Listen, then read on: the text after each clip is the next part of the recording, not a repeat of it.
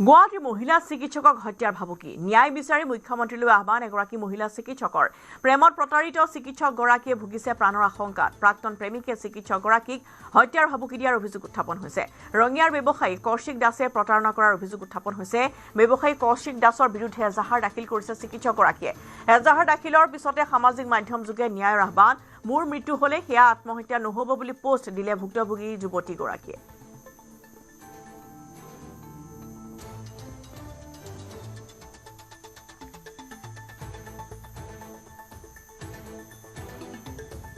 তাৰ নাম হৈছে কৌশিক দাস হি ৰঙিয়াৰে ল'ৰা হয় হি আৰু মই ৰিলেশ্যনশ্বিপত আহিছোঁ 2020ত আৰু হি মোক এফিডেভিটতো সাইন কৰি দিছে হি মোক বিয়া পাতিব বুলি আৰু আমাৰ ঘৰৰ সবেই জানিছিলে তাহাঁতৰ ঘৰৰ মানুহে মোক বুৱাৰী বুলি সবকে চিনাকিও দিছে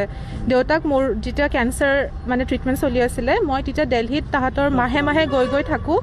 ত্ৰিপুৰা মই কেয়াৰ কৰিছোঁ আংকলৰ খেকাৰ চেকাৰ চব কৰিছোঁ তাৰপিছত দেউতাক মৰোঁতে ময়ে তাহাঁতৰ ঘৰৰ পৰা গৈছোঁ দিল্লীলৈ ডেড বডি আনিবলৈ আৰু একমাহ মই ৰঙিয়াত আছোঁ মই হবিজ পৰ্যন্ত কৰিছোঁ চব কৰিছোঁ ঠিক আছে তাৰপিছত এতিয়া ছাডেনলি মানে সি মোক ঠগাইছে আৰু সি কয় তই মুখ নেমেলিবি তই যদি কিবা কৰ মই ইমান ডাঙৰ ডাঙৰ মানুহক চিনি পাওঁ মোৰ ইমান পইচা আছে মই তোক মানে ঘৰৰ পৰা ওলাব নোৱাৰা কৰি দিম সেনেকৈ মোক সি থ্ৰেটেন কৰে তো মই মনে মনে আছোঁ আৰু মই বহুত ডিপ্ৰেছডো আছিলোঁ বাট এনেকুৱাতো নহ'ব ন ল'ৰা মানুহ এনেকৈ কেনেকৈ কৰিব পাৰে তো মোক বিচাৰোঁ যে মোক জাষ্টিচ দিয়ক